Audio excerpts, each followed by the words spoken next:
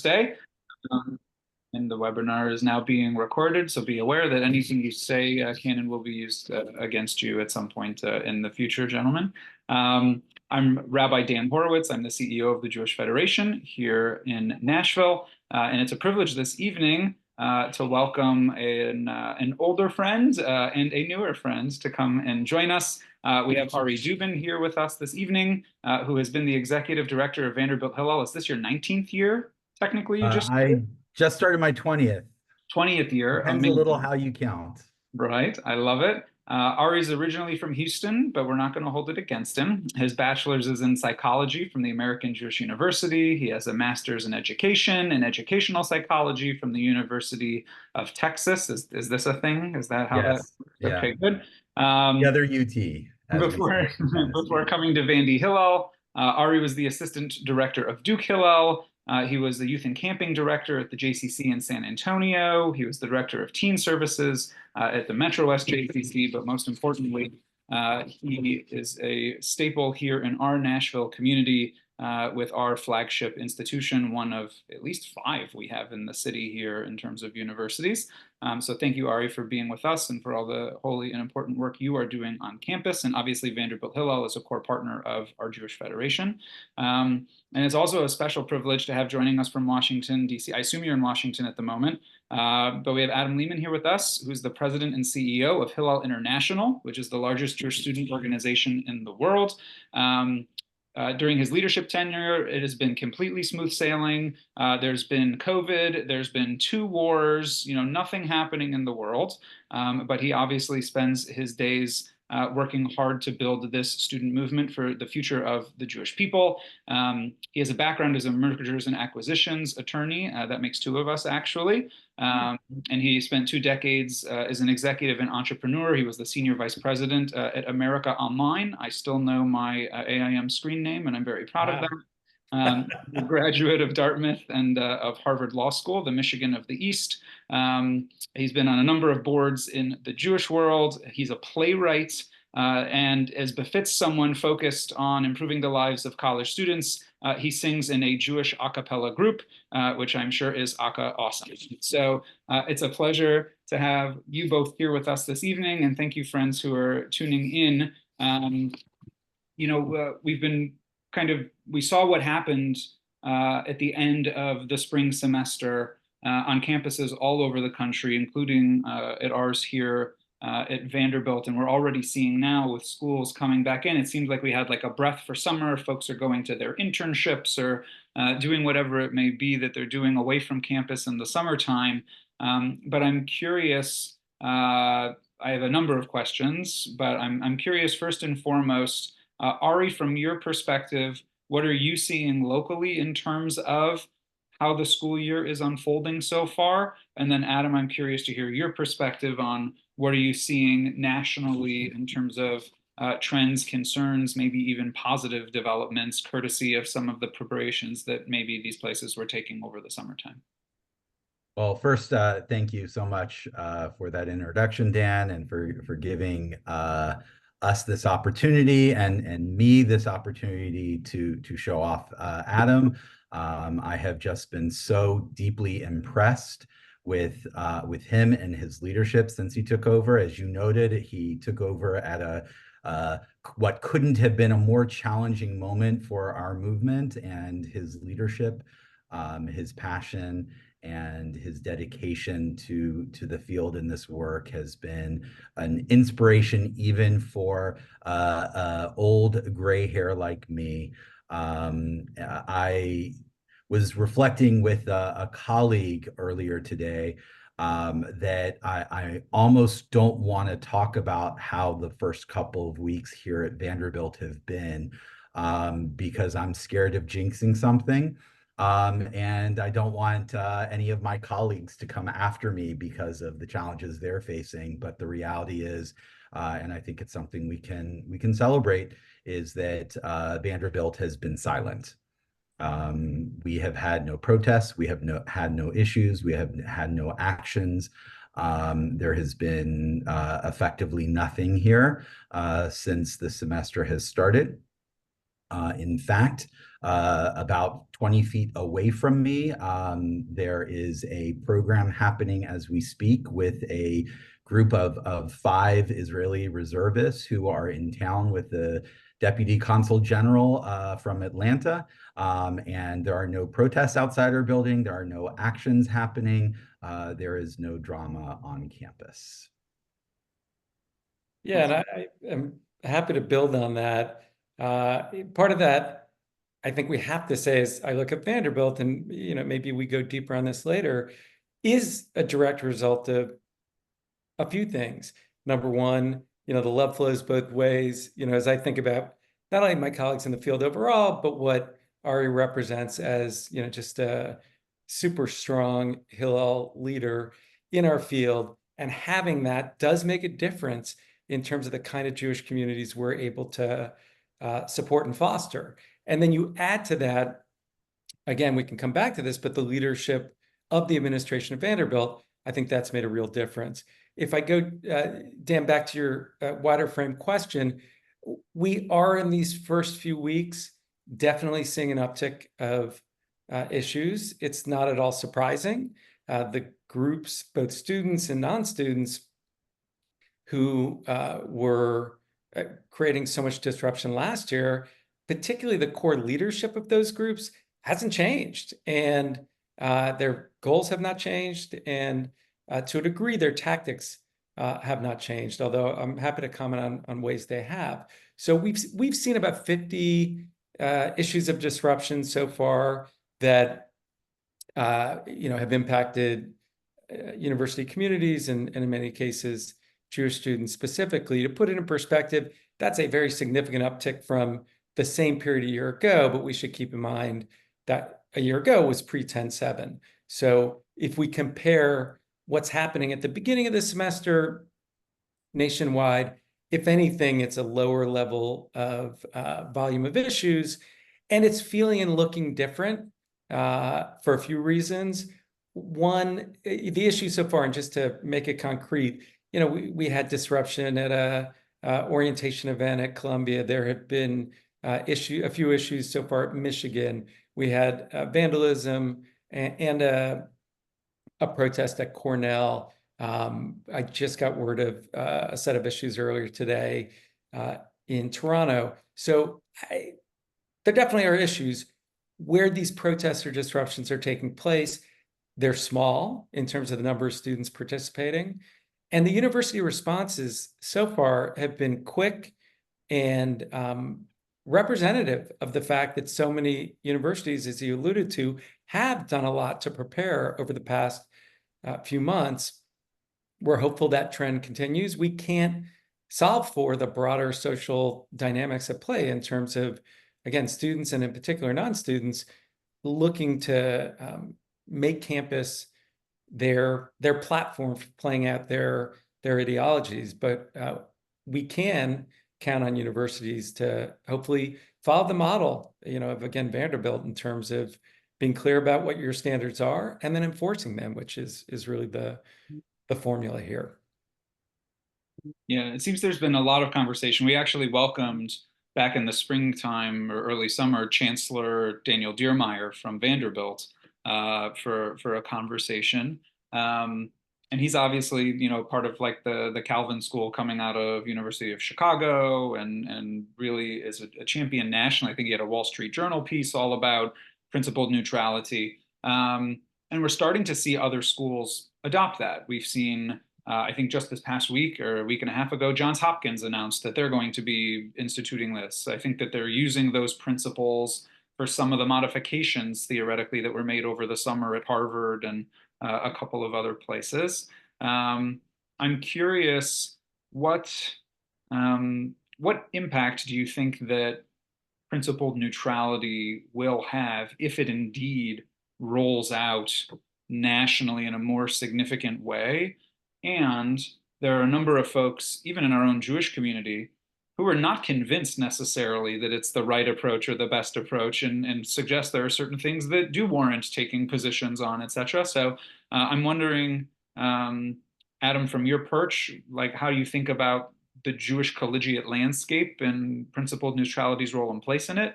And Ari, I'm curious, what are you hearing from your peers at other universities around the country that don't have principled neutrality at their university in terms of how are they thinking about it, talking about it? Is it coming up at all in conversation? Yeah, a few quick reflections on this. And the first actually relates back to, I think, what was the subject of Chancellor Diermeier's Wall Street Journal piece. Before you get to principal neutrality, I think we should start with this question of free speech more broadly. And it's something I always try to underscore, which is the issues we're trying to address on the challenge side of what's happened on campuses over the past year.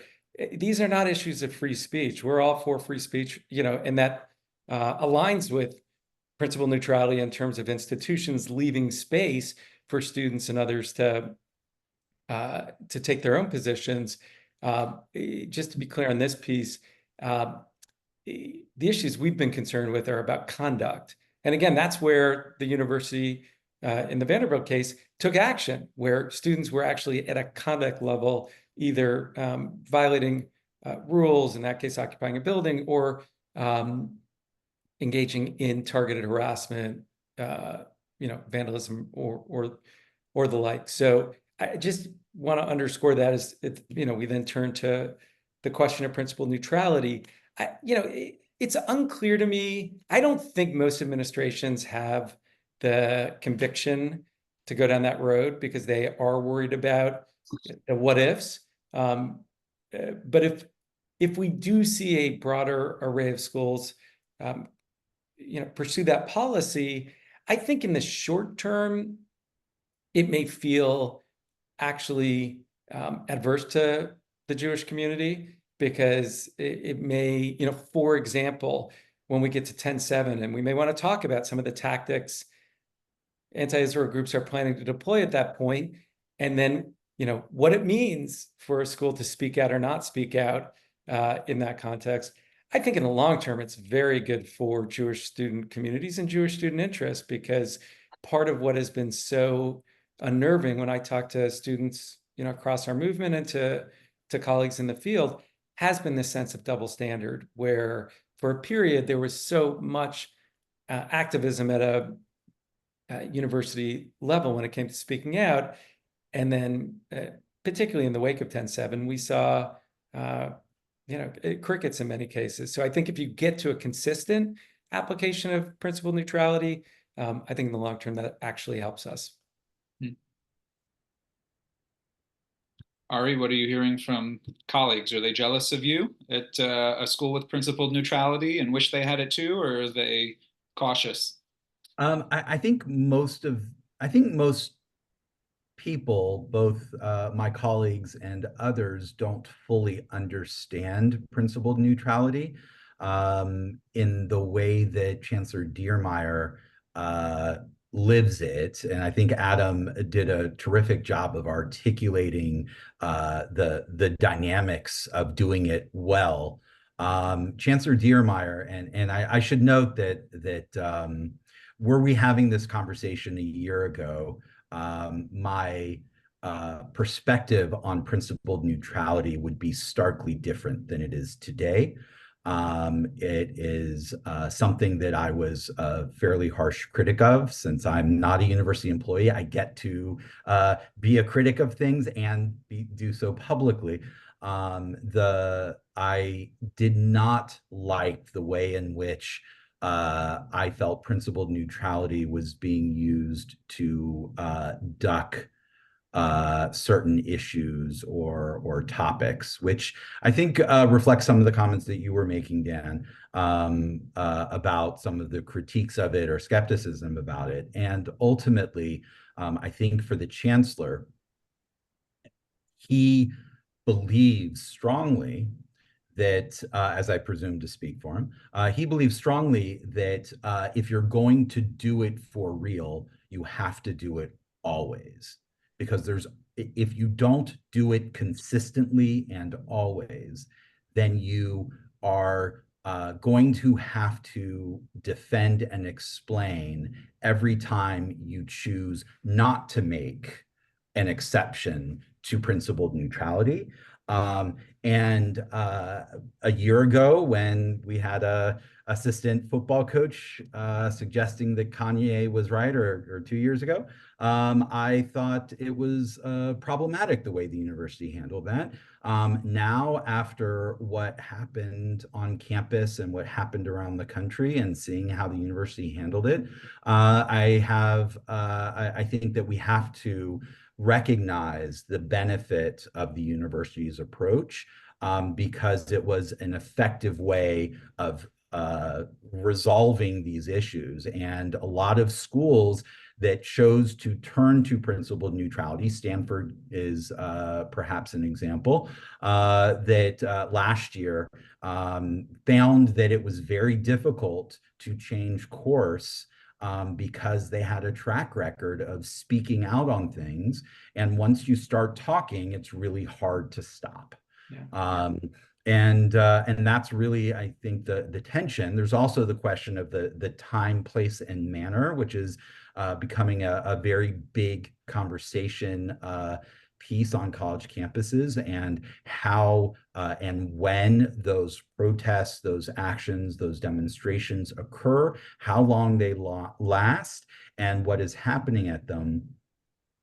Has become a big differentiator as well, which is separate from the question of principled neutrality, but is certainly just as important. Thank you. One of the things, certainly in the Federation world, that folks are turning their attention to right now is what's being referred to as the surge. That there's data coming out from across the country suggesting that as a result of October 7th, there are folks coming out of the comparative woodwork, if you will, trying to find ways to connect with Jewish community and Jewish life, who maybe before October 7th would not have self-selected to do so, or were not self-selecting to do so. I'm wondering, are we seeing that on campus at all? Both, Ari, locally at Vanderbilt, did you see last school year and now at the beginning of this one, folks self-selecting into identifying as Jewish to be part of Jewish community in greater numbers than in the past? And I'm curious, Adam, if we're seeing that, because the data isn't exactly clear at what ages and stages that's happening, but I'm curious whether or not, especially at a time where it's challenging to out yourself as Jewish on campus, I'm wondering, are people making that brave choice, or is it business as usual most places? Ari, do you want to go ahead first? And yeah, then I'll come in. Sure. I'd say for Vanderbilt, we've definitely seen the surge side. We've seen revitalization, a dramatic increase in connectedness, and we've seen a lot of interest. In fact, there is another piece of it, I think, for Vanderbilt that is worth noting as well, which is the fact that we've also seen an increase in the number of Jewish students on campus, and an increase in the number of students who are considering Vanderbilt as an option, which is something perhaps we'll get deeper into in a little bit. But it is a little challenging to know whether we are seeing an unprecedented level of interest and excitement from our students, or if it's that we have doubled the number of Jews on campus. I think it's less of the latter and more of the former, but I also think there are more Jews here as a result of what happened elsewhere. Yeah, and in terms of the numbers that we're seeing, they're more reflective of the first trend that Ari was describing, because the total population of Jewish students in the country, or even globally, that we're looking at has not shifted so much. We absolutely saw the surge last year, just from a engagement level measure, which we do track pretty religiously, no pun intended, and bottoms up, which is important to note, because the numbers are actually understated, because we are literally tracking student to student in terms of making sure we understand who's showing up, why they're showing up, how we can engage them in a deeper way. But looking at the data itself, if you look at not last academic year, but the year before, so the 22-23 year, we had set our record at that point, movement-wide, at a little more than 160,000 total students engaged across the work. Last year was 180,000. So, it was a meaningful jump. And as you said, Dan, that's consistent with so much of what we saw previously. The other thing I would point out, or what we have seen more broadly across Jewish institutions, some of that for sure we know qualitatively, it does reflect that certain students just wanted to be in Jewish spaces because they were feeling uncomfortable, or worse, feeling marginalized or isolated otherwise. But we saw the second data trend we saw was the super user trend. So whereas previously, a heavily engaged student, might have been at 15, 20, 25, experiences in a semester, we had lots of places where they were showing up daily. You know what I mean? We often talk about Hillel as a home for Jewish students on campus, and it was literally becoming the daily home. And so, too early to tell this year kind of where the trends go. What I will tell you, and I know this is already reflected at Vanderbilt, our teams are working really hard to earn the ongoing engagement of those students and really making sure we're not simply reactively waiting to see if, in a more stable environment, are they going to remain engaged, but instead that we're doubling down on how do we create those really inspiring, meaningful, and joyful experiences that, are going to have that person who came because they felt uncomfortable last year come this semester because they're like, man, this is awesome. I want to learn more about my Jewish identity. I want to be a part of this Jewish community. Nice. So Ari and I are sitting here in Nashville, which, Adam, you may or may not know, is in the South. And we are I was shocked to learn that Vanderbilt is in the SEC for football. Vanderbilt hosted Georgia for football last year. That's crazy to me. The most recent count in the Hillel guide shows that the University of Tennessee actually has fewer than 250 Jewish students on campus. Alabama, I think, has roughly 1,000 or just under. Georgia is probably around there, maybe a little more. It's courtesy of the Atlanta area and who's going there. But SEC country has been relatively quiet comparatively as it relates to actions on campuses and disruptions and protests and all of these kinds of things. I'm wondering, is there a great migration about to happen from your perspective in the balcony, Adam? Because, even locally, I heard of someone recently who was offered a full ride to Columbia, and they were like, I'm good. No, thank you. And Brandeis has been out in front of this. Yeshiva University has been out in front of this, specifically with keeping their transfer portals open longer than many other places and saying any Jewish students that are threatened come here. In Nashville at Vanderbilt at one point, my understanding is that when Gordon Gee was the head of the school, he actually put out that front page ad that was like, we want all the Jews at Vanderbilt, right? So I'm wondering, who's doing that now? Is anyone doing that now? Should they be doing that now? And is there going to be already, if Ari's saying the Jews are doubling potentially on Vanderbilt's campus year over year, where's that great migration going to be to, if at all? Yeah, the short answer is yes, it is happening. It was happening, and credit to Gordon Gee, who really, in some ways, kicked that trend off, because we were seeing it at places like College of Charleston and Elon, schools that historically had not had any Jewish students discernibly, having really robust Jewish student community growth and Hillel growth alongside that. The disruptions of this past year, for sure, not only shook a lot of folks, in your example of a student turning away what, many, would have in prior periods said, oh my God, that's the pinnacle, right?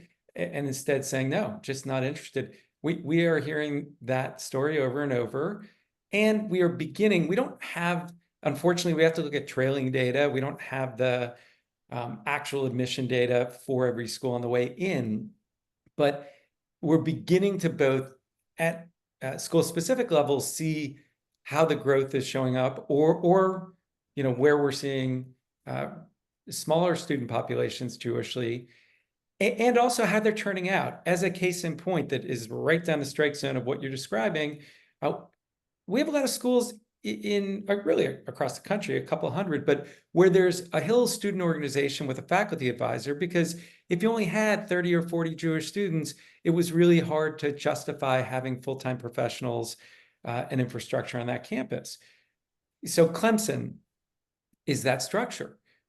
We had a grant program that, again, I'm happy to talk more about, but that was geared towards stimulating welcome event activities in a positive way at the start of this school year. And I got the question, is that available for Hillel student organizations? And I said, for sure, we should make that. Clemson not only tapped the grant, they went from 33 students at their open event last year to 99 this year. So, and again, I haven't double checked what we show for Clemson as Jewish student population, but it wouldn't shock me if that exceeds what the estimate was. That, again, we are seeing really throughout that whole Southeast corridor, the anecdotals. The other place we're seeing it is the Southwest short of the West Coast. So we see it in Arizona, we see it in some other pockets. And candidly, it's just, as you said, if you have environments that have been quieter and that pairs with university administration approaches that have been more forceful in terms of saying, we're going to make sure Jewish students don't feel intimidated, harassed, or marginalized. As someone who just sent 2 daughters through college, as a parent, makes sense that you're going to factor that in. So I think we'll see more. I think you'll see it for sure, as Ari's saying, at an institution like Vanderbilt, but I think you're going to see it at several other schools in and around Nashville and in the state of Tennessee. Ari, I'm turning over to you. I have a question for you. Sure. I had the privilege a couple weeks ago of being with you during your first year student of Hillel, FISH, FYSH, kind of pre-semester orientation for new students and their families. And you shared with me a remarkable statistic that year over year, there were more than twice as many families who signed up, I think from like 33 families to 70 something families who came for a 3-day special orientation put on by Hillel to help acclimate their fresh persons to campus and campus life. And I'm wondering about the parent connections, partially because Gen Z is coming of age and Xers have a reputation as their parents of helicoptering comparatively for much of their lives, let alone what's coming up behind them. How do you think about at the local level of connecting with parents who are probably more concerned than ever before about the safety and well-being of their children on campus? What are you guys doing at Vandy Hillel to connect with parents, especially at a school where the parents are overwhelmingly not living in Nashville in the backyard? Yeah, I have both the professional lens to answer that, but also the personal, in that I said goodbye to my oldest daughter, who just started as a first-year student at Muhlenberg, which is definitely a school she chose in part because of the strength of the Jewish community there and the absence of anti-Israel and anti-Semitism on campus. It's a challenge. I think that I haven't noticed too many differences in how parents interact with us. We have calls all the time from parents who are concerned about different things. And we continue to do that. Thankfully, we certainly have a great team here, and we make sure that we do a lot of outreach to them so they feel like they're connected. There are a lot of online groups that people are involved with that people can connect to and get information from as well. and we're able to build that. I think last year, when there were concerns, we had a lot more parent interaction, and I'm sure that if things change at Vanderbilt, and no doubt there'll be rocky moments and there'll be bumps on the path ahead this year.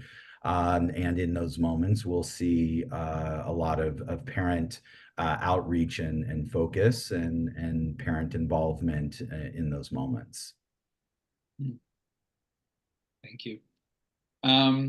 This one's for both of you, and you can fight over who gets to answer it first. But there's been a lot of literature coming out this past year about Jewish communal workers being in the red zone, that on the back end of the pandemic, let alone the wars, if you count Ukraine too, everything that's been unfolding, that you have a lot of burnt out Jewish communal workers. And admittedly, more than once this past year, I turned to somebody and said, thank God I'm not a Hillel director right now, because my job is challenging, but I can't imagine what the folks who are working on campus and having to go overtime and be there with these kids and their student governments and organizing and all of these things.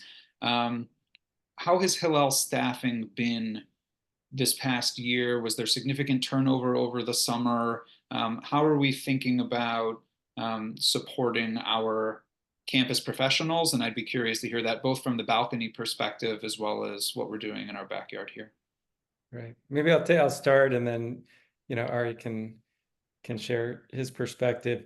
There's no question it's an issue. It was an issue, frankly, before 10/7 and everything that happened last year. And Dan, as someone who spent at least some time, I think, under a Hillel roof, the challenges and the intensity really at all times, because of both the expansiveness of our mission and frankly, the deep passion that our professionals have in terms of being there for students really around the clock. But no doubt, the ratchet went up in terms of the intensity last year, without question. I was frankly surprised that our retention rates across the system were pretty stable. We retained about 85% on an annualized basis, which post-pandemic, is in line with what we had been seeing and what we expected to see. We also saw there's a little inside baseball, something you probably recognize, maybe some of the folks listening not as much, but there's a survey, the Leading Edge survey, which many Jewish organizations, including federations, participate in, and our overall, what's known as employee engagement, but it really speaks to employee satisfaction and engagement in the work. That was also quite stable in the field at 75%. So the overarching numbers tell a relatively stable picture. I think the human stories tell, a more diverse story, in that there were a lot of professionals, including on our staff at Hillel International, who were just so emotionally beaten up through the course of everything we dealt with over the past year. We knew we needed to do things to provide added support. As it related to our field, it's always my first job as I think about our work waking up in the morning. How do we make their lives easier? And so we just tried to make sure we were providing support in every area we could, particularly in areas that, if you're a Hillel professional, you don't necessarily know Title VI up and down and what your legal options are. And frankly, you may not have a great strategy for dealing with Mothers Against Campus Anti-Semitism and knowing when that's helpful and when that may, stir the pot in unhelpful ways, or expertise in, as you said, some of the more technical aspects of dealing with, anti-Israel activity and the like, and just providing educational frameworks that made it easier to meet the moment with students and with their communities. So that was job one. The second thing we did, and maybe I should have been surprised by this, but this was the biggest applause line. We do a global assembly and bring our professionals together. And I was talking about the various things we were going to be doing this last December for our field. And, we set up free therapy, 12 free therapy sessions, 12 free coaching sessions. And there was like a really loud ovation, because I think people felt seen, they felt like they were going to have the chance to be cared for. And we saw, many professionals take advantage of those resources. So between that kind of added care and just making it possible for people to do their jobs effectively, that's what we focused on. Again, I don't think we're on the other side fully of what the burnout is. Final point too, which is, and this is really endemic to Hillel work, there's just such commitment to our mission among the people doing the work. And I think that made a huge difference in people saying, this is really hard, but I feel like I'm making an incredible impact. And that certainly obviously goes a long way. Ari, how does that mirror or not mirror what you were feeling and seeing? Well, the first thing that I do have to say is that the work from Hillel International to support the field during those moments has been extraordinary. And both in the moment, making sure that individual Hillels were providing staff resources if they needed to talk to someone, providing funding to make sure that we were engaged in self-care, to taking a group of us. I'm thrilled to have been, both me and my assistant director, Veronica Grady, both joined a senior leadership trip to Israel over the summer that Hillel International paid for. And the resources that we were provided aren't simply those kinds of things, but also no matter what was happening at Vanderbilt, I knew that at Hillel International, there was a team that was there to support us. And, when I think about me as a multi-year veteran of the movement, I definitely, Vanderbilt being a historically quiet campus, I did not have the calluses that I think a lot of my peers came into last year with. But I also assume that I know what I need to do in most situations.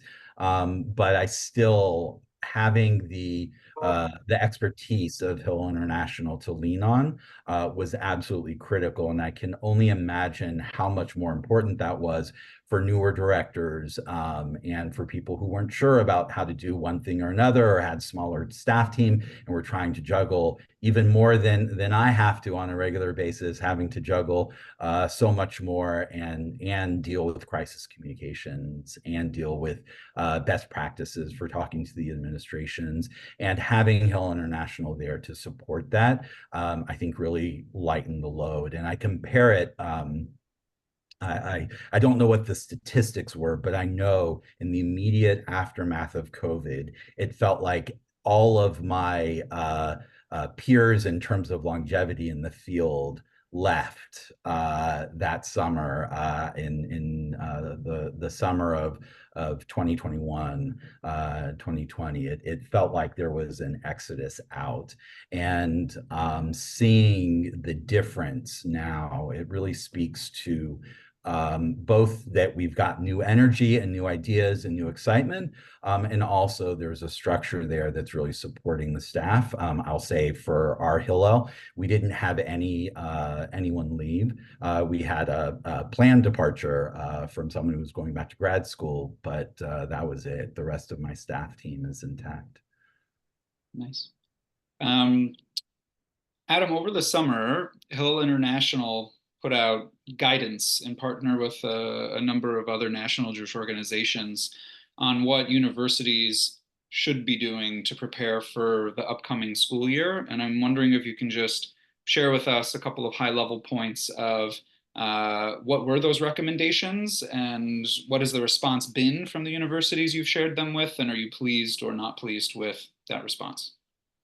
Yeah, I'm going to start in reverse. I mean, we've been really pleased with the response of universities, and by no means do I suggest that every university is doing a perfect job in terms of how they're implementing our recommendations. But I think contrary to a lot of public perception, the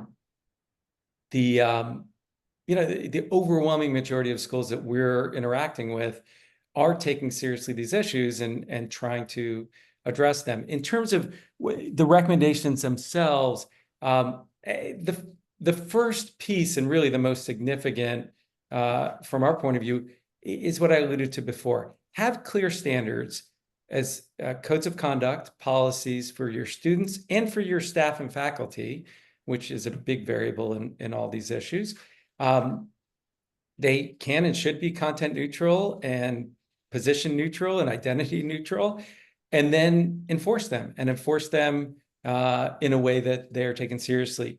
That was the lead-in, for our guidance, and it's it will remain, I think, the core of what we do. Second piece, and I just pulled up the full litany. The second section, we talked about supporting Jewish students, and this is actually an evolving factor. Fortunately, I think not so much right now at Vanderbilt, but we are seeing it in some places, which is universities need to take seriously the specific targeting and exclusion of Jewish students, Israeli students, and Jewish student organizations. It's a small drumbeat, but we're beginning to see a growing tactic of anti-Israel groups specifically targeting Hillels and trying to get them pushed off campus or disaffiliated with their universities. And so, part of what we guided is schools have to be really clear in ensuring that Jewish students, Jewish student organizations, and Israeli students feel welcome at their institutions. And so, that's the second piece.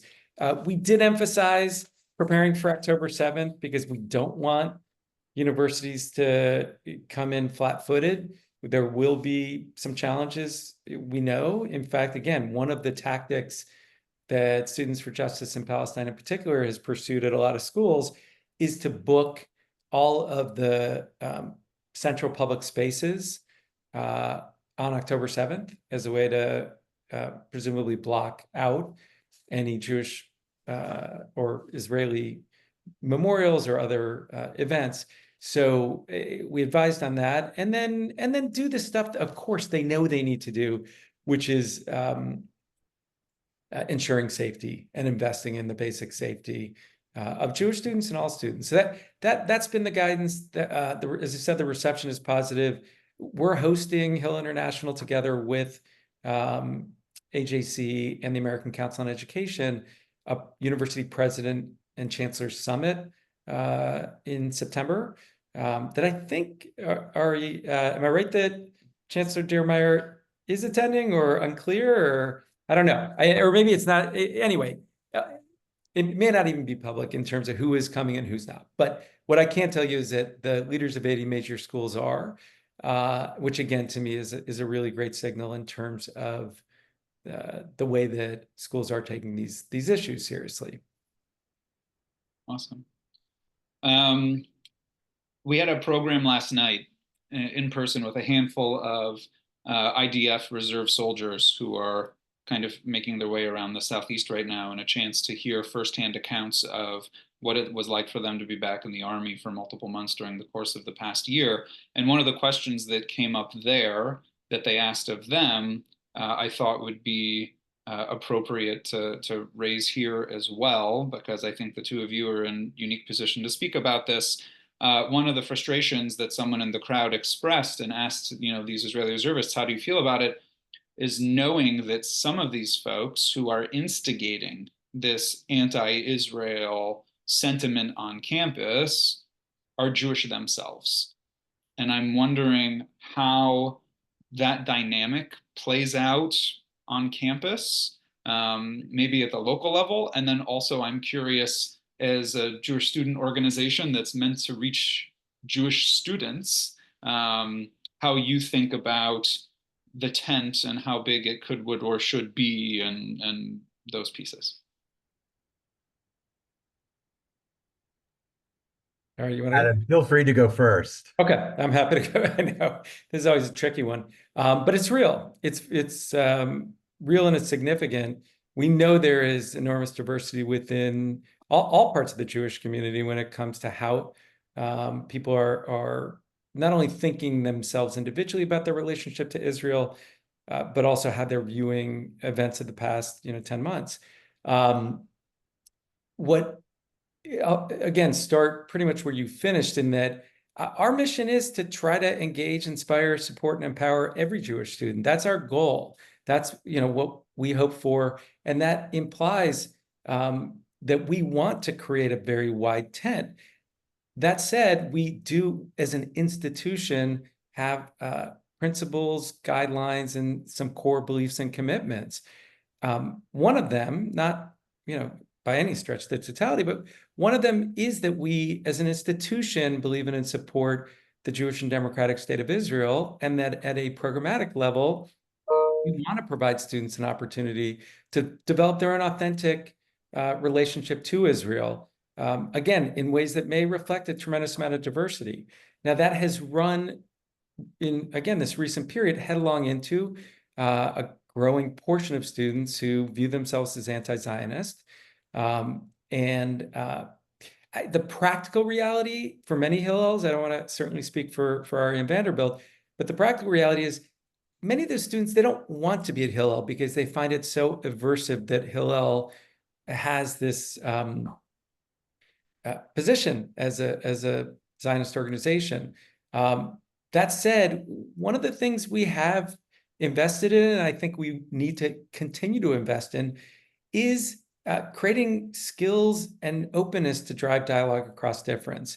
We actually brought a group resetting the table to many campuses last year to train staff in how to promote that kind of constructive dialogue across difference within the Jewish community. We're growing that program. And we're trying to make sure, even if there are Jewish students who are staking out ground, which feels so at odds with the vast majority of not only Jewish students, but the broader Jewish community around core values, there's a big group of students who indicate, I see data, fortunately, almost every day now from different studies who show real understanding of and support for the notion of having self-determination for the Jewish people in our historic homeland of Israel, but who also express great empathy for the plight of Palestinians, who also, in large numbers, support self-determination for Palestinians. We need to be able to speak to that audience and create space for the many Jewish students who don't want to be in an environment where they feel like they can't share their values in that frame. So we'll continue to work hard to create those spaces educationally, experience-wise, and values-wise. Thank you. I think that I think Adam really captured the tension there well. We have to, on the one hand, name and identify and challenge anti-Semitism when we experience it as it is received by the mainstream Jewish community, regardless of who is expressing that anti-Semitism. When it happens on campus, we have to name it, and we have to, and that's independent of what that person's identity is on any number of levels. We also have to create ways for Jewish students writ large to connect to their Jewish experience and to hopefully connect to an experience of Israel that is positive and meaningful and challenging and real. That's what we really try to do. It can be challenging to walk those lines, and it can be challenging to engage authentically with those who define the Zionism as something that's antithetical to their experience of Judaism, while remaining true to who and what we are as an organization. But it's a tension that many Hillels I know have handled in different ways. I'm not sure there is one perfect way But I am sure that we have to try every day to show all students that we are a place where people can come to ask hard questions and to hear hard answers and to engage in real dialogue about the complexities of the Middle East, about the challenges and the opportunities and the limitations and the realities. And we have to be unstinting in our determination to create that space for all students and for those who want to engage honestly with us.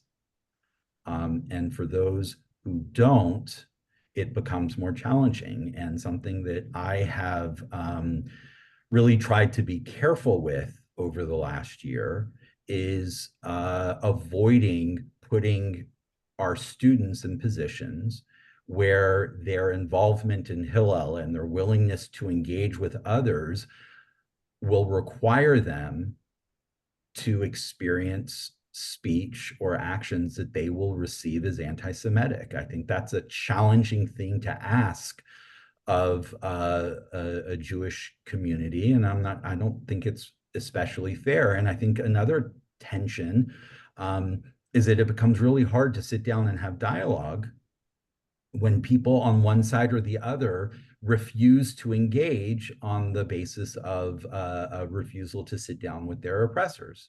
And we too often say we need to understand, and we need to take the step, and we need to create these relationships. And those things are all really important. But we also have to recognize when the people that we aspire to be in community or dialogue with are not interested in that. And we have to stay true to who and what we are and our values and beliefs as well. Thank you. I could ask questions all night, but I'm sure that there are folks here who have some questions of their own. So friends, if you look on the bottom of your Zoom bar, there's a Q&A little chat box there. And if you type into that Q&A box your questions, I'm sure we will get to a few of them before we wrap for the evening. So a question comes in from Karen, and the question is, how do we think about whether it's overlap or potential competition as it relates to Chabad on campus and Hillel on campus? And where are there natural partnership opportunities maybe that exist or that already exist or are happening? And how do you all just think about, is it Lowe's and Home Depot? Like how do y'all think about Chabad on campus and how it interrelates to Hillel? All right, why don't you lead this one off and I'll follow on. Sure. You know, every campus is different, and every dynamic is different. And sometimes those relationships are really tight and wonderful, and sometimes they're not. Speaking about Vanderbilt, one of the things that Rabbi Shlomo and I are really committed to is ensuring that when we're talking on these kinds of issues, we're speaking with one voice. I think that it is critical. For the last year, we've been working hard to make sure that when we're doing events, we're doing them in tandem, we're doing them in partnership. Whether we're co-sponsoring or not is a different story, but we are working together closely, and we're communicating frequently to make sure that we're providing for the needs of students. At the end of the day, when you have vibrant, wonderful organizations, they're going to have full lists of programs and activities and offerings. And when you're doing the same thing for the same people at the same time, things are going to overlap. But what is most important, and I'm speaking on a personal level and in my conversations with Shlomo, what is most important to us is that our students feel comfortable moving back and forth between Hillel and Chabad, and et cetera, whether they come to us for one thing and them to another thing, or they, in the case of, say, a Passover Seder, they do both on the same night. We want to embrace that and embrace them feeling that way. And what's most important to us is that they feel comfortable doing so. And I take a lot of pride in the fact that our students do. Yeah, and I think Ari's explanation represents almost the total picture, right? I mean, it's certainly what we strive for in terms of that kind of relationship campus to campus. As Ari pointed out, it does vary. And the reality is these are human beings in terms of the leaders of a Chabad on campus or a Hillel. So you need leaders who have the values and the foresight to drive investment in a positive relationship. I will say that one trend I've seen over the past year is, I think, with the stress on Jewish students and Jewish student organizations on campus, I have seen more and more collaboration. It doesn't mean that's every Shabbat or every program or every holiday or whatnot, but the kind of communication and coordination that Ari referenced.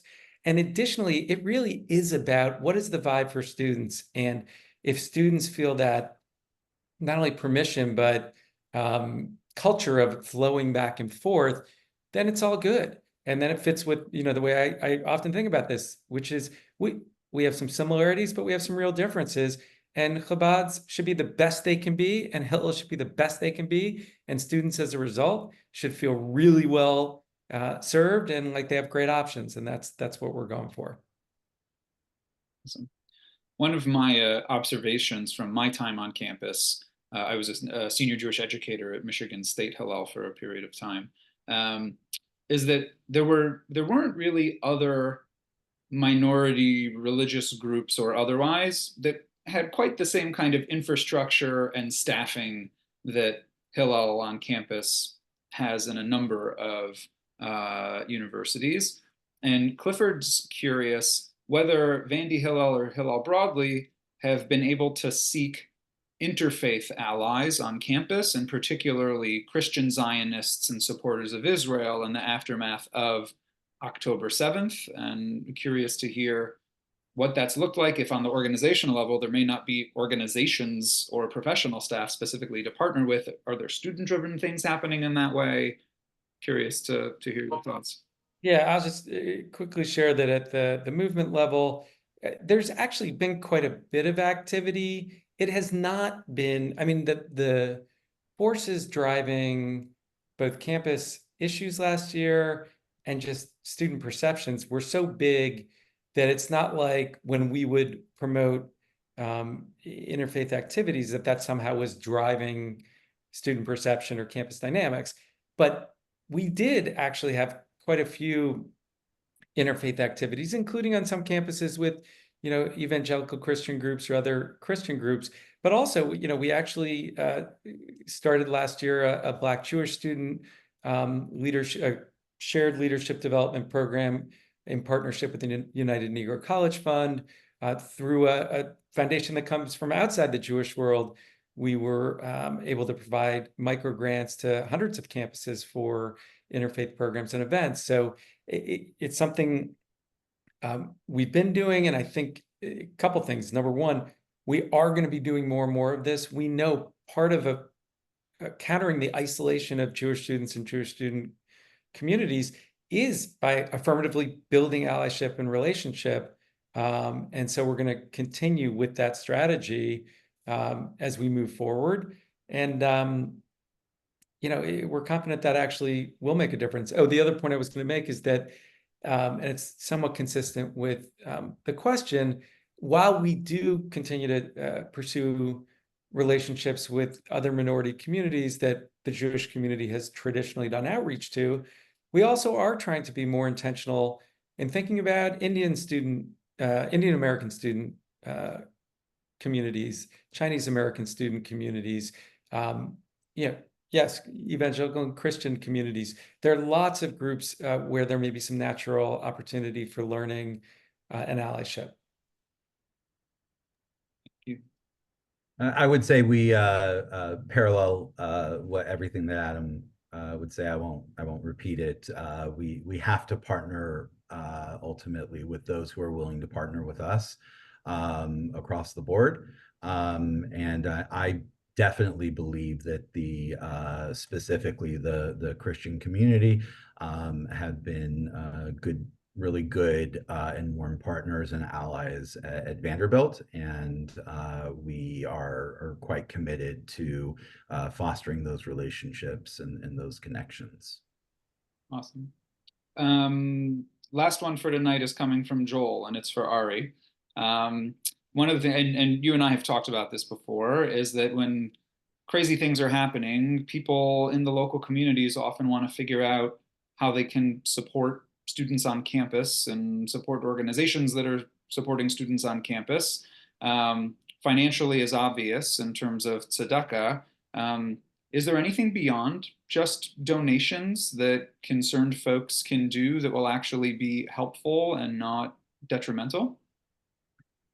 Well, speaking very specific to Vanderbilt, I'll note a couple of things. Number one, I think that as we noted earlier in this call, the university's treatment of the situation that happened at Vanderbilt last year really acted to stand in front of the Jewish community at a moment where most universities let us take the brunt of a BDS situation. Vanderbilt stood in front of the Jewish community and took that instead. They took criticism from students, they took criticism from faculty, they took criticism from the Nashville City Council and others.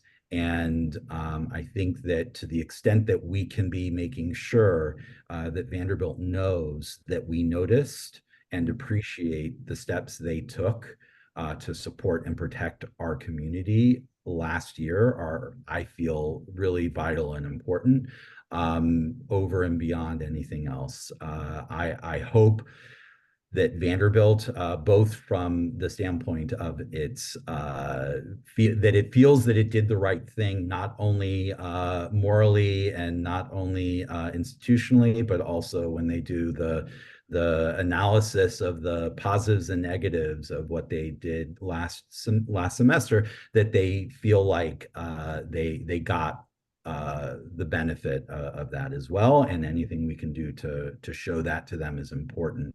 In terms of our students, right now, and hopefully moving forward, I think that my hope is that they won't need a place to go, and they won't need to get off campus, and they won't need to decompress from the tensions that are happening. But if they do need those things, having a community that is ready to provide a respite for a Shabbat or for a weekend, giving them a place to go to get off campus if that's what they need, giving them opportunities to connect to things that they can't easily get on campus, whether that's kids, if people are looking for some childcare, or dogs, or cats, etc.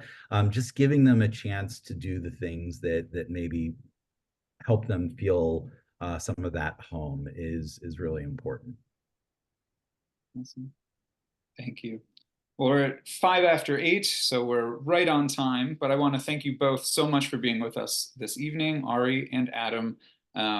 It's an hour later where Adam is actually, so greetings from the future, I suppose, right? But thank you for being here with us and for making the time. I know folks were really keen on hearing from both of you this evening. Friends, lots of exciting things coming up at the Jewish Federation in Nashville. We have an event on September 12th, I believe, with the US head of ELNet talking all about what's happening in Europe as it relates to Israel and in European countries. We have a book talk with author Mickey Bergman coming up in late September, who's writing all about hostage release negotiations. He was Governor Bill Richardson, may he rest in peace, his right-hand man, in doing some of those kinds of things. There's stuff for teenagers. There's lots of ways to get involved if you're local. I also know we have some of a national Vanderbilt audience with us here this evening too. So welcome to everybody who came. Thank you so much to the two of you again. And we're going to wish everybody a Laila Tov. Have a wonderful evening. Laila Tov. Thank you so much. Guys. Take care and be well.